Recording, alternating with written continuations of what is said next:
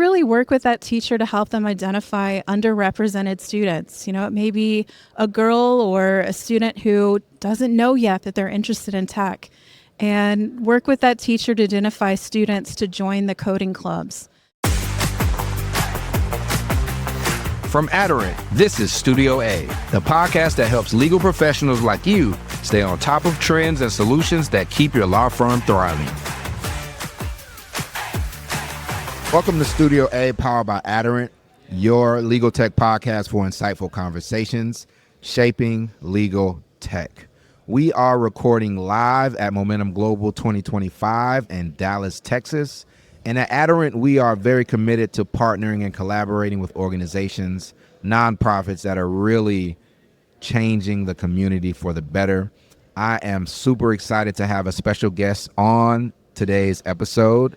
She is the co-founder and CEO of an incredible nonprofit called Bold Idea. They're building pathways to computer science education. Ms. Robyn Brown, how are you doing today? Hey, Will, I'm good. Thanks.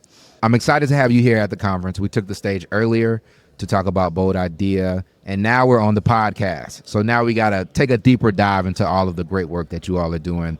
Just give our audience an overview of Bold Idea and what inspired you to start the organization. Yeah, thanks.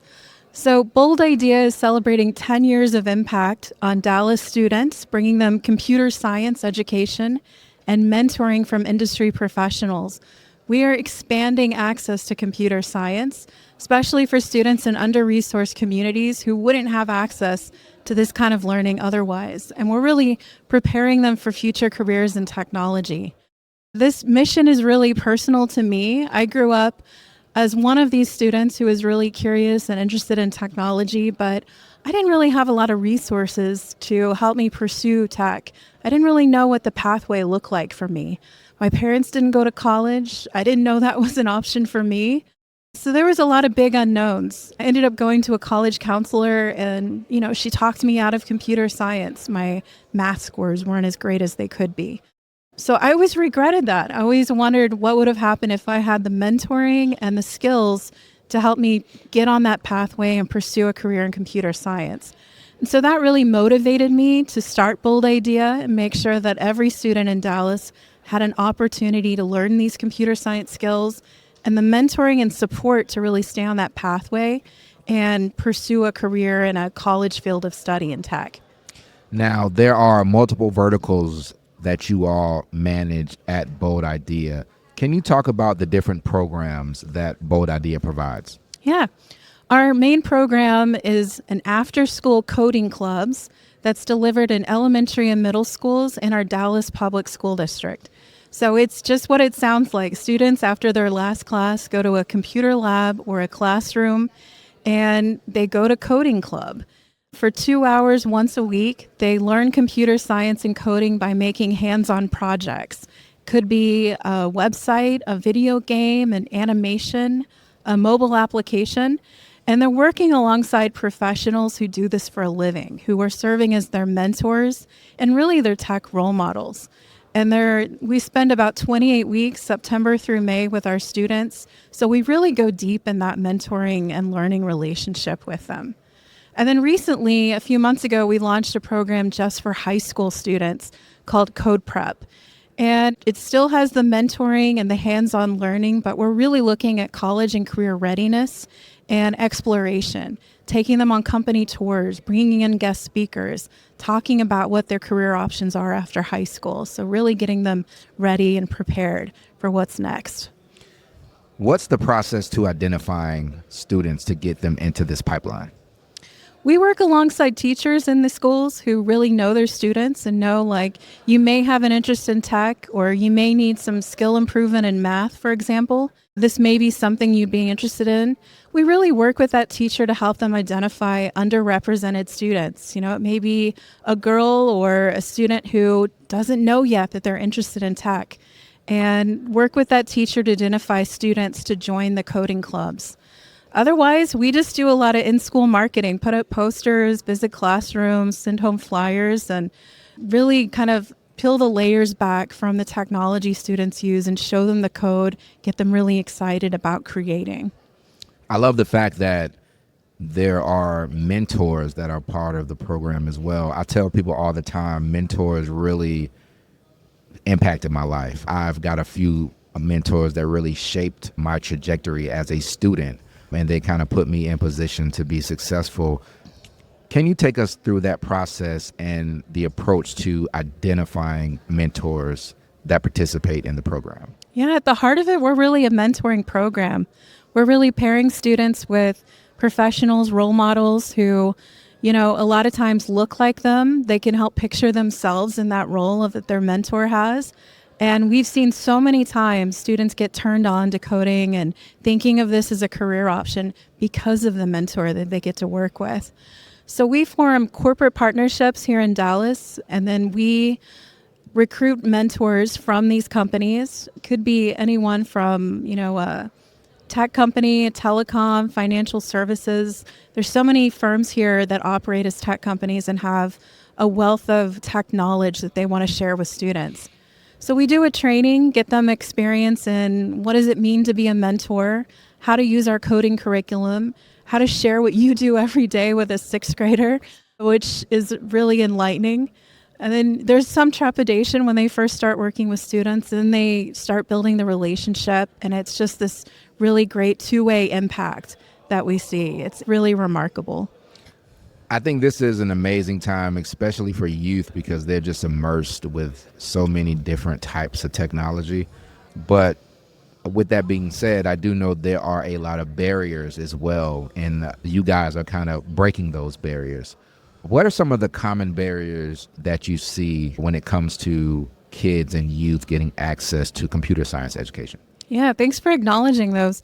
One is geographic. We've seen opportunities to learn computer science out of school in Dallas, but they're farther away from the students, from a lot of the students that we're serving in under-resourced communities. Students oftentimes are just at their schools. So if there's opportunities that are miles away and no parent or other adult is able to take them there, they miss out on those. A lot of it is financial. These other opportunities cost a lot of money. And so these students are kind of left out as well. So at Bold Idea, our vision is really creating an unobstructed path for students to access computer science. We bring the program to their school. We operate at their school's computer lab or classroom, use the devices that the school already owns, and we make it free for them to participate and free for their school, which just has a lot of budget constraints and lacks resources, despite how interested they are in providing STEM education. I love the fact that you said creating an unobstructed path. Are legacy systems slowing you down? Meet the firms that broke free. In this exclusive client roundtable, hear firsthand from Adorant clients as they reveal how Expert Sierra transformed their operations, from migration milestones to measurable wins. If you're ready to accelerate your revenue cycle and unify your front and back office, this is your roadmap to a smarter practice. Head to the webinar's on-demand section at adorant.com and watch why firms are hitching their wagon to Expert Sierra today. Can you talk about some of the success stories from Bold Idea? Yeah, I'd love to. I mentioned that we are celebrating 10 years, and our very first year offering coding clubs, we had a 10-year-old student named Zion, and she was a young African-American girl in southern Dallas, really excited about technology. Her first year with us, she built a mobile application about bully prevention. We tell our students, these are your bold ideas. It's our job to give you the mentoring and the skills to create your bold ideas. And that was her idea. She stood up on stage at our demo day event that year and presented her mobile app to an audience, just had so much pride in what she had built. She continued on with Bold Idea year over year. Zion is now a sophomore. Well, she just wrapped her sophomore year at SMU here in Dallas as a computer science major. I'm really proud to share that she just got an internship at Toyota North America as a tech intern. So excited to see where she goes. She's turned around and been mentoring with Bold Idea back in the same neighborhood where she grew up. So those students can see Zion and say like, oh, that could be me too. Like I can see that path. And we got so many 10-year-olds who are, I see Zion in them. They're so excited and passionate about technology, and they're convinced. They're like, I want to do this for a living. From a coding perspective, what type of coding programs are students learning at Bold Idea? We live in a really great time in 2025 when coding languages are very accessible to students of every age. So starting at third grade, going on to third, fourth, and fifth grade, our students use a program that MIT created called Scratch, and all the text-based coding is embedded in these blocks. It almost looks like Lego blocks. So then they just focus on dragging and dropping the blocks together to write a computer program. And then they don't have to worry about semicolons or getting the text right, but they're still using complex computer science concepts like conditional expressions and variables, and they understand this.